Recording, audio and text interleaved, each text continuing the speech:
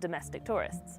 Recognize this place? The fairy tale-style Neuschwanstein Castle is one of the Recently, we checked out Northern Germany, and that was actually very insightful. So today we are going to be checking out Southern Germany, Meet the Germans road trip. I'm so excited to be doing this one with you guys. Servus! Some of the most iconic images of Germany belong very much to the south of the country. And that's where we are for the next leg of the Meet the Germans road trip. Ich liebe Süddeutschland, weil die Leute hier, ähnlich wie die Temperaturen hier oft, einfach warmherzig sind. Weil es hier guten Wein gibt. Weil das Essen hier einfach besonders lecker ist. Gutes Essen, gutes Bier und hier gibt's Berge. Die Landschaft. Wegen den ganzen Seen und wegen der Natur. Und Kultur gibt's auch noch.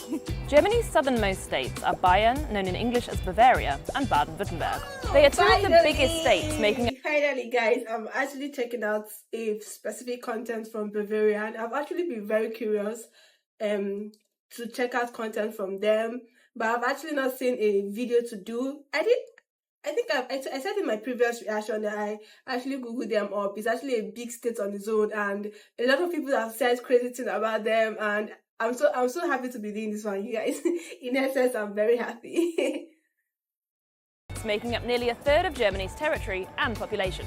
Both states have a relatively young population, very low unemployment and high exports. Manufacturing plays a huge role down here, particularly in areas like electronics, machinery and cars. Southern Germany shares borders with the Czech Republic, Austria, Switzerland and France. Here at the Bodensee or Lake Constance, you can just about make out Austria over there and that way is Switzerland. These two neighbours share plenty of cultural characteristics with southern Germany, such as Alemannic German dialects and all sorts of crossover cuisine. While we're on the topic of food, can you tell the difference between these two pretzels? This one, with consistent thickness all round, is a Brezel from Bavaria. And this one, with its two skinny arms, is a Brezel from the Swabian part of Baden-Württemberg. And this, dear viewers, is a metaphor for how the two southern states... But don't it taste alike? Don't it taste the same way? Or is there different, ingredients for the two of them? Or just the texture? ...have a lot in common, but if you look close enough, you can tell the difference. It's also a metaphor for how Bavaria often steals the limelight. Take traditional dress, for example. There are lots of different types of Tracht or folk clothing all over Germany, but the most famous internationally are Lederhosen and the Dirndl, which technically belong to both Bavaria and Baden-Württemberg. Wenn man jetzt so diese Trachtenumzüge ansieht, da sieht man genau, wo die Leute herkommen. Das macht natürlich schon am Mieder, am Geschnür aus und dann eben die Kopfbedeckung, die Strümpfe, wie lang die Lederhose ist, kurz oder lang und ja, so verschiedene kleine Merkmale. Jeder Ort, jedes Dorf, jeder Trachtenverein hat seine eigene Tracht. Das variiert wirklich überall von Gebiet zu Gebiet. Wie fühlt es sich an, ein Dirndl zu tragen? Ja, einfach wunderbar. Ja, wir tragen es gern. Wir tragen es auch in unserer Freizeit, nicht nur bei Arbeit. Es ist schön, Tracht zu tragen. And no doubt you've heard of Munich's Oktoberfest, the biggest folk festival in the world. It's known locally as Wiesn, and rather confusingly, it actually begins in September. I remember that. Back when it was founded in 1810, it really did begin in October, but it was soon moved forward to make the most of better weather conditions. But did you know that Baden-Württemberg also has its own beer/folk festival that runs from late September to early October? The Cannstatter Volksfest is known locally as Vasen and draws some 4 million people to Stuttgart every year. And it's just 8 years younger than it. I actually love Germany. They don't just walk. They walk, have fun, walk, have fun. I love the routine. Like, they have so many, so many celebrations, carnivals, and things that bring them together, likes mind. And wow, that's interesting. I love it. Bavarian counterpart. Bavaria is the most visited German state by both foreign and domestic tourists. Recognise this place? The fairy tale-style Neuschwanstein Castle is one of the most popular tourist attractions in Europe, which wasn't quite the original plan. King Ludwig II of Bavaria had no intention of opening his prized project up to the public, but his lavish plans got him deep into debt, and not long after he died, the castle doors were opened in order to help pay the bills. Aside from fairy tale castles, Germany's largest state also has stunning nature, from clear blue lakes to sometimes...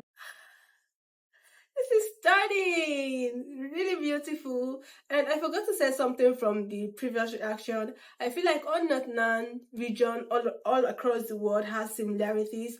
Like here in my country, the northern place is they don't really have much of wildlife, beautiful forests and woods, and just calm weather entirely. But from the recent reaction I did of northern Germany, the place was looking so very beautiful, but there wasn't much of nature around. It was so kind of dried and amazing. But this is looking refreshed, and there's a look it has and difference you can tell between them. But in essence, they're all beautiful.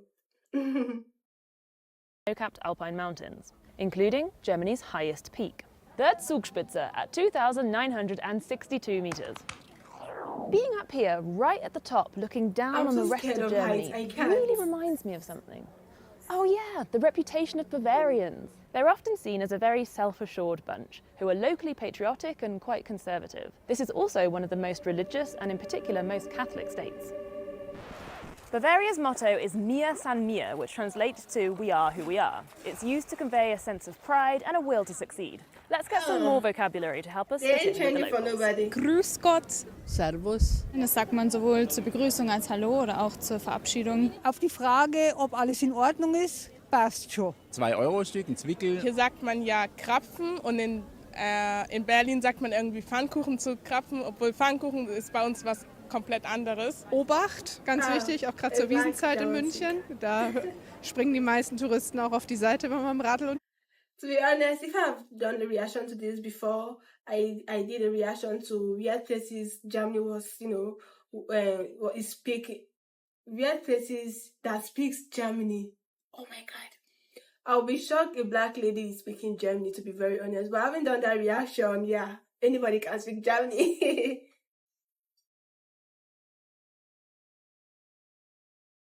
Obwohl Pfannkuchen ist bei uns was komplett anderes. Obacht, ganz wichtig, auch gerade zur Wiesenzeit in München. Da springen die meisten Touristen auch auf die Seite, wenn man im Radl unterwegs ist. Vierte und das heißt Ciao. Ade. Ade! Now it's time for some traditional Bavarian grub. Maybe Schweinsbraten, Semmelknödel. I would order a Weisswurst, but it's already after midday and that's a real no-go. Oh wow. Brotzeit it is. And the perfect accompaniment to any Bavarian meal, beer. Die traditionellsten Sorten in Bayern, das ist natürlich das Helle und das Weißbier. Das Helle ist aus 100% Gerstenmalz und beim Weißbier oder Weizenbier oder Hefe, wie es in regionale Unterschiede gibt, es zu bezeichnen, ist immer mindestens 50% Weizenmalz dabei. Und der zweite große Unterschied, das ist dann die Hefe. Die Hefe, die man fürs Helle nimmt, das ist die sogenannte untergärige Hefe. Das ist eigentlich so wie der Fließbandarbeiter. Der macht seinen Job, und den macht er gut, aber nicht mehr. Das bedeutet beim Hellen, beim Untergärigen, die Hefe selber macht keine Aromen und das wiederum bedeutet, beim Hellen hat man dann die volle Malz- und Hopfenaromatik. Beim Weißbier ist es so, die obergärige Hefe, das ist eher so wie der Künstler unter den Hefen. Die macht ein bisschen mehr kreativere Arbeit und dadurch kommen da auch Aromen zutage durch die Gärung. Deswegen hat dann ein Weißbier zum Beispiel ganz klassisch auch so ein Bananen- oder ein Gewürznelkenaroma. Ich trinke jetzt aber mal schnell, weil ich habe echt Durst. Egal, ob man jetzt halt in der bayerischen Stadt oder in der Provinz auf dem Dorf aufwächst. Bierfeste sind ja eigentlich allgegenwärtig. Es ist irgendwo immer eine Brauerei in der Nähe. In der Schule, als ich in der 8. Klasse war, hat man als Klassenausflug eine Brauereiführung gemacht. Yeah, a quick question. Like the beer festival, people that comes for this festival, do they actually buy the beer with their money or is given free for the whole of the day? Please let me know in the comment section. Yeah, if it's actually free for the whole of the day. And da wird man schon zum Bier, zur Brauerei auch irgendwie das Interesse heranerzogen. There's one particular area of Bavaria where you should actually avoid calling people Bavarians. Welcome to Franconia, aka Franken. Ich bin Franke, kein Bayer. Da habe ich einfach meine Wurzeln und das Fränkische kann ich auch nicht verleugnen. Es liegt schon im Dialekt, im Wesen, in der Sprache, in der Kultur. Es sind zwei verschiedene Sachen. Wir wollen uns ein wenig abheben von München. Bist du aus München? So für Menschen in unserem Alter spielt das eigentlich nicht so eine große Rolle. The capital of Franconia is Nuremberg. This medieval city is famous for its beloved Christmas market, gingerbread, its eponymous sausages, and for being the location of the Nuremberg trials. After World War II, high-ranking Nazis were tried here for war crimes by an international tribunal. Oh, wow. This and subsequent trials led to more than 160 convictions and 36 death sentences, although not all the executions were carried out. Nuremberg, once the site of huge Nazi propaganda rallies, was seen as a fitting location for leaders of the regime to be brought to justice. Oh, wow. Immediately after the war, the southwest of Germany was split into 3 states. They were then bundled together to form the state of Baden-Württemberg in 1952, more for practical economic reasons than any real sense of kinship. These days, a cultural divide is still particularly clear between the regions of Baden and Swabia. Baden is home to Heidelberg, Freiburg, the spa town Baden-Baden, and the world-famous Schwarzwald. Not to mention its namesake cake, the Black Forest Gatto. In the historic region of Swabia, you'll find Tübingen, Stuttgart, the rolling hills of the Schwäbische Alb, and even parts of West Bavaria. The stereotype of the Schwaben is straight-laced, pernickety, and a bit stingy. They're known for inventing the Kehrwoche, a kind of pushy cleaning rota for shared buildings. And their mission in life is supposedly Schaffe, Schaffe, Häusle baue. Work, work, and build a house. The Badeners are often seen as more relaxed and open-minded. Another well-worn phrase is Über Baden lacht die Sonne, über Schwaben lacht die Welt. The sun laughs over Baden, the world laughs at Swabia. The grain of truth in that is that Baden is the warmest region of Germany. That makes it a great spot for vineyards and the most important region in Germany for Spätburgunder or Pinot Noir wines. One place I personally think Swabia has the upper hand is in the kitchen. Swabian specialities are among the most comforting on a German menu. Maultaschen are a kind of ravioli meets dumpling and are sometimes called Herrgottsbescheißele, or little god cheaters. Legend has it monks invented these little pasta parcels as a way of hiding meat from the Almighty when they were supposed to be fasting. But the absolute king of Swabian cuisine has got to be... To be very honest, the Almighty sees everything. Regardless of where you are hiding it, He sees what you're eating. So that's hilarious. Also zum einen Spätzle mit Soße, dann macht man sie entweder in der Pfanne mit Butter, schwenkt man sie an, oder wir machen es eben in Form von Käsespätzle. Ich habe jetzt hier Eier, Mehl, Salz, ein bisschen Muskat und etwas Pfeffer vermengt. Und wenn der Teig dann Fäden zieht, so wie hier, dann ist es eigentlich perfekt. Mit dieser ist ein Spätzlesbrett, tue das kurz ins Wasser und vermenge dann den Teig hier dünn auf dem Spätzlesbrett. Ja. Heb den kurz ins Wasser und fange dann eben an, die Spätzle zu schaben. Oh, wow. Das Tolle an der schwäbischen Küche ist sicherlich, dass wir aus sehr wenig sehr, sehr viel machen können. Von den Reichen lernst du sparen und von den Armen das Kochen. Wenn die Spätzle oben schwimmen, dann sind sie fertig. Ich nehme jetzt hier ein bisschen Brühe. Dann gebe ich eben meine geschabten Spätzle dazu. Käse dazu machen, eine ordentliche Menge. Mit ein bisschen Salz, Pfeffer aus der Mühle, Muskat und dann machen wir nochmal ein bisschen geschlagene Sahne dazu. Kässpätzle soll cremig sein, soll schlunzig sein, soll Fäden ziehen, ein bisschen ein guter. Wait, before you dash off to the kitchen to rustle up your own Spätzle, let me know what you think of the south of Germany and which places you'd yet to tick off your bucket list. Actually, I was thinking of trying it because the ingredient is so easy to get over here. So I think I'm going to try it and tell you guys how it goes. But yeah, that seems easy.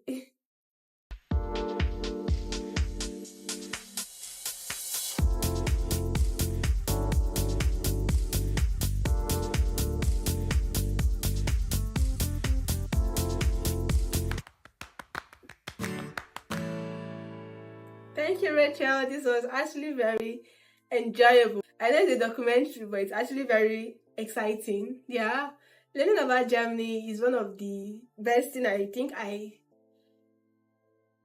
I'm doing recently.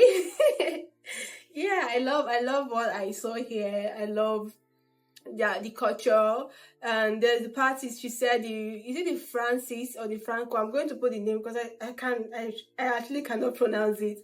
They don't like being called Bavaria, and I honestly get that. Probably they are sharing borders, and it feels like they are one, but in real sense they are different, states, and they have different dialects. But this all together is amazing. I see the Southern life. Southern life is actually very.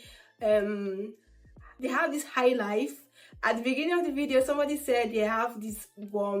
The southern parts seems like where all the fun happen in Germany, but we are still taking a dive. This is the part 2 of it, and we still have like 2 more to go, but the southern part looks so very, very fun to be in. I love their landscape, the building, the castle, everything is just magnificent in words, and I would love to visit this place one day to check out this place. I see the reason why people always come, not really come at Bavarian, but there's this actually a big stereotype around them that I actually discovered from reacting to videos like this, and their motto is saying they are who they are. Actually, they ain't changing themselves for nobody, and I actually get that part. Let me know what you think about this video in the comment section. Please do not forget to like, subscribe, and feel free to drop your comment, recommendation on what video you want me to see in the comment section as well.